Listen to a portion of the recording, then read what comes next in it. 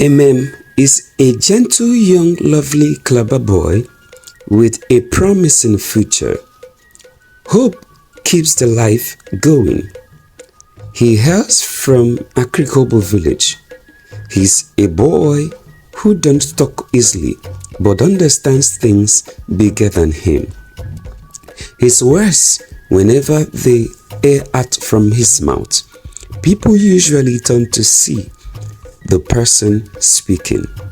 As he is small in size, though the brain is not small, my dear.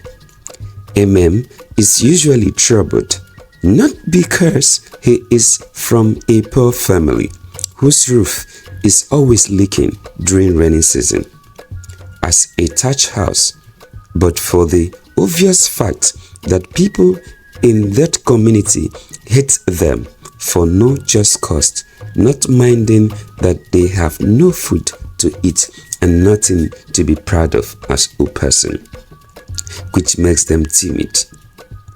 A hungry man is an angry man is an understatement, because theirs is a level the hunger will reach that the hungry man will not even have inner strength to be angry, not to talk of expressing it. You know poor people and poor homes by the way rats avoid their corner, for even the rat can become a meal. When one is hungry with an expectation that food is coming, that will minimize the effect a little. But when the reverse is the case, my dear, some people can steal. The family of Master Amem was so affected by this poverty to the point that even the things which help them at home and in their environment, like their compound, are either sold out or rented. On one of those hopeless situations, Master Amem's family went out to search for daily bread the night before, but unfortunately they returned empty-handed, which made Amem and the siblings to go to bed without food. The next day, before the cock crew, Amem was already shaking like someone suffering from convulsion. Mbagro atokwala nwoke ahụ, Igbo people will say, Mbok ejenekami rank ndidia dio, that is bring food come. They have to climb with ladder the nearby plantain tree, which was not theirs, with kitchen knife to cut out bunches for that morning so that Amem will not die of hunger. This took place during the morning hour. Different house chore activities were going on.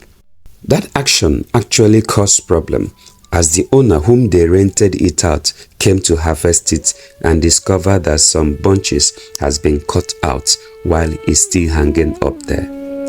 For him to start school was even a problem, because for he started school when the government gave free education. Yet all this did not stop the people around to hate them. My dear, go Jaresig, life a balance ke. That is, don't be angry, life no balance. Let's continue. While in the school, it was so obvious that Amem was intelligent. It's only a selfish teacher that would not notice an intelligent child in your class. It did not take long for Amem to be noticed in school. As the term ended, Amem took the first position, and at the second time, the same thing still happened. It continued like a normal routine of taking water. He is not just intelligent and clever, Amem is well coordinated and organized. No one sees him around any kind of place. The kind of friends found around him are people of like minds. As the saying goes, birds of a feather flocks together. During the time the school was on section, he took the exams, passed all the necessary exams, was humble and was respected both by teachers and other students. In one of those occasions, after sitting for the exam, An award of honor came from the Ministry of Schools. Of course, no doubt, he backed it even in hunger. He never washed the dirty linens of the family's backwardness outside. Though they had no money, yet they don't lust after the goodies of others. They are having the ability to have self-content. Each time after school, as they return back, they will go on a day's job, farming for others, half the day for a meal and for a half pay. A lot of people were envious of Amem and his group of friends, the intelligent ones. This continued as the hatred increased towards Amem and his friends by those parents whose children are not that sharp, they are not that bright, because of their low level in academic performance or success. This has not yet materialized to money, that is the success of Amem academically. They started looking for ways to take them out of the way so that their low-level kids can shine forth, because they feel when somebody is shining, if you take the person away, your kids will have the ability to come up without knowing that it does not work that way. One day, as Amem was returning back from school, he saw a pencil on the road.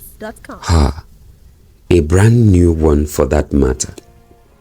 Nobody was coming, neither from the east nor from the north. He remembered his just one he got finished, and there is no hope of getting another very soon. On his mind, he reminded himself about the ugly experience he went through the previous times when the one he had finished, when he was begging for help in the class. He begs pen in the class to write at times, even pencil, to the point that the other students even mock him. So these are the things he was reminding himself. The mind was bringing back, and he would not want to have such ugly experience again. So he was being urged, he was tempted to pick the pen on the road. The mind was telling him that this is an opportunity to own a pencil now and run away from the mockery and shame of your classmates, those that are not happy with you. But suddenly he recalled to his memory the warnings of his father, Mr. Akpan. The father usually points to him that he should not pick something on the road, nor collect anything from anyone, no matter how desperate he is or how in need he is, as nature will have its course. He was pressed instantly in need of a covenant. Thank God there was a nearby bush, so he rushed into the forest to utilize the grasses which serve as a shield. Now, after all nature respects to nature, and they respond to it. While he was there excreting, as that push for excretion caused him to abandon picking the pencil and runs to the bush. As he was there, as the eyes was on the ground and on the road, another student, also going, approached the spot where the pencil laid. Ah, wow, who owns this pencil? So the student got to that spot without wasting time, assumed that the pencil belonged to a fellow student and that the pencil has fallen from the bag of a student, bent down to arrest the committed pen, like what they called tapping, because to him nobody was watching, neither from the east nor from the west. Who owns that bag there? Anyway, even if the person sees me, I will claim it's mine that just fell out.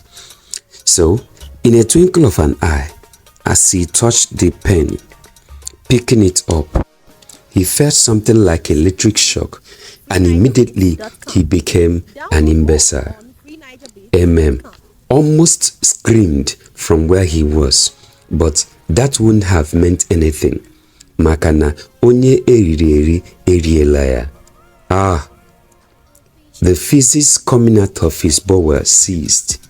His mouth, which has been agape all this while, consumed graciously the odor of the ones already released. On realizing himself, in order not to fall into the physics, he followed another path to go.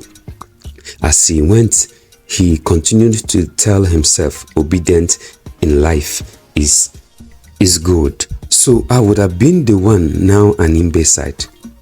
Kai, God forbid. Obedience is better than sacrifice, truly. He was so scared that as he is going, he was looking at the floor and was careful not to even match any stick because he don't know what will happen. At home, as he arrived, he narrated the event to the parents, who advised him to keep it to himself since no one will believe him to be innocent. Some things in life dies with the container. The enemy were watching the next day to see what would become of Amem, since they went back to check and see that the pencil was not there. They were careful to watch, seeing they did not succeed the next day in destroying Amem's brain through the pen. They went into another means. One fateful afternoon, the sun was bright. It was a season of cover. There was one in the school compound, Amem's friend, when they call Amem. Seeing no wrong to take a fruit everyone takes at the school compound, went to the guava tree to enjoy himself and subsidize the hunger as he bribes the worms which have been worrying him. Ime had enough of the guava as he wanted. They went home. The next day, they heard that Ime was dead. How? What happened to him? The boy that we saw yesterday that was very fine, he was not sick. What happened to Ime? They asked the parents. The parents said he was just shouting, my stomach, my stomach. Stomach is paining me. Suddenly, that was all. He collapsed and died. Kai Ime Ejenekame. Oh, Mban Abasi. It will not be well with the person that did this. The mother cried and the parents, even the friends. Kai Ime, a very handsome, intelligent, brilliant boy, hardworking. The parents swore to get to the root of the matter, that they must find out how water entered the garden without notice. Whosoever that did this, it will not be well with the person. They raised a lot of curses, a lot of alarm, but that will not bring Ime back. No amount of cry will bring Ime back. The students marched the next day from school to the compound of Ime to bury the boy, because that's usually the custom. Whenever a student dies and the school was informed, the students will march to the compound to bury the person. And a very young boy that way, there's no much process of ceremony that will be done in that community. The parents went to the seer after burying the child. It was discovered that he plucked a guava from the school compound that he ate, which led to his death. The seer made them to understand that the guava was poison, that there is some things under the guava sacrifice with the name of some students in the school, that any of the students whose names are added to the sacrifice, whenever they take the guava, they must die. They tried to find out the persons that did this, but it was not revealed because the native doctors or the seers would not shoot themselves by the legs. The parents of Ime reported it to the village leaders, who used a town crier and announced to the entire village, because the names of the students were not unveiled, so they don't know who is who, and the entire village was in uproar. They were all scared. So the villagers gathered all the youths and they all came out to uproot the guava at the school compound. They all marched there. As the tree was to be fallen, they did a little sacrifice and uprooted the guava tree from the root. It was discovered that some students' names were there, and as among them were the names of Amem. Kai, wonder shall never end. So they also added Amem's name to that their list. Now, wow, what envy cannot do does not exist. Amem had to leave that school and that community to the nearby town to stay with the relations and continued his schooling. Things are not always what they seem, and in this life, one is expected to be always careful. Thank you so much for watching African Relaxing Tales of the Gods. Always try to watch the end to get the entire story. Comment, like, and share. We want to hear from you what you think about the situation. Thank you